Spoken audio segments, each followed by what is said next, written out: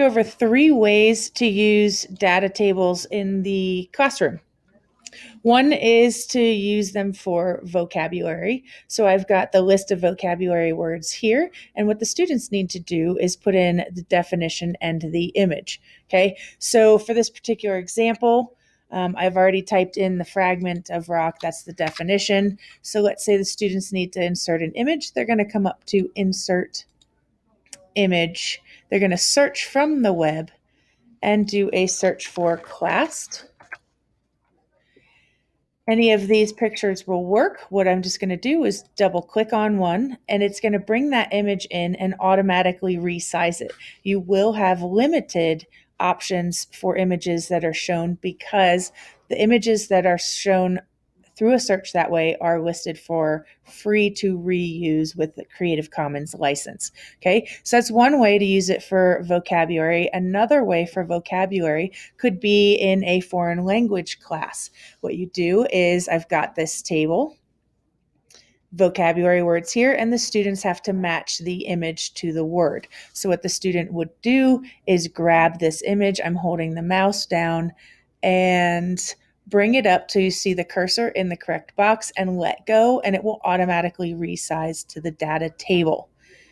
The third option is a digital worksheet. So what I have listed on the left side is directions on what the students need to do, and then I've got several questions over on the right-hand side to check for understanding. What I have done is you'll notice that if you click after the question, the text is highlighted to red because I want the students to answer in red, so that way it's easier for me as a teacher to read the answers. How do I do that? I put the cursor behind, hit enter, then backspace to get rid of the number, and I come up and I change the text color.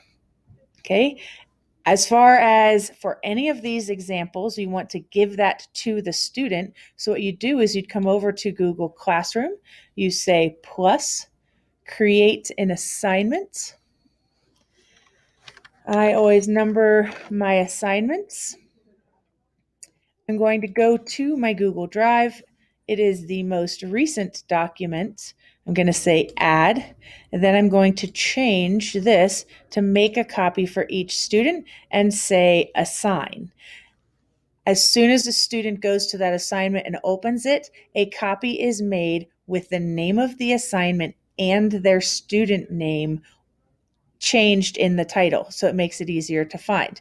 Then, as a teacher, what I want to do is I want to come over to my drive, go to my classroom folder, then go to the class and the assignment. Here's all of those digital worksheets. What I'm going to do is single click on an assignment. You can see it highlighted. Don't double click to open it. Single click and hit the P button to preview. Now I can see what the students answered without spending time opening up the document. I hit the arrow to the right key, and I can actually tab through all of the students to see what they wrote. You're probably asking where their name is. It's actually up here. If I move my mouse to the upper left-hand corner, I can actually see their name and what they wrote. So then I just get a blank spreadsheet with all the students' names, and I can write their grade down that way. Makes it much faster to grade.